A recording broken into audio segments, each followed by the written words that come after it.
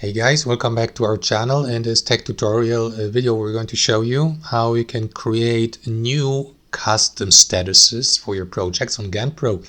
If you'd like to assign these, for example, to your projects on GanttPro in 2026. So let us dive into this. So head over to GanttPro, log into your account, and you can, for example, click into that folder button on the left panel to access the list of all projects. And as you can see, you can assign these statuses here. However, guys, these are very limited. There are only 4 statuses. So if you'd like to create one that hasn't been included in that list, guys, you can do that, of course, through your account settings.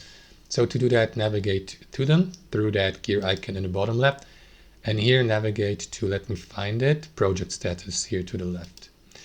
And here you will see the aforementioned default statuses. You can always customize these by clicking into them, rename them, assign a custom color, change the order, or remove them, or create a completely new one. So let us do that.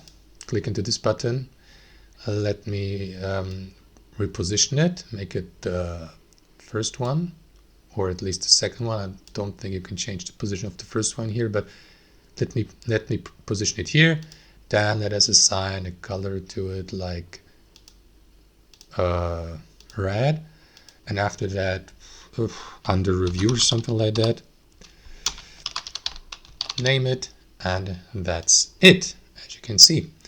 Now, and let me just refresh the page. I don't think that's really necessary, but let me do it anyways. And after that, simply let us assign that new project status to one of our projects here. Click into that project button here and let me assign it. Let me assign it by clicking into that drop-down menu, and there you go. Now it is under review. That's how you do it, guys. You will see the status here at the top. You can change that from there as well. Thanks for watching. Hope you enjoyed it, got some value from it, and we'll see you next time on our channel.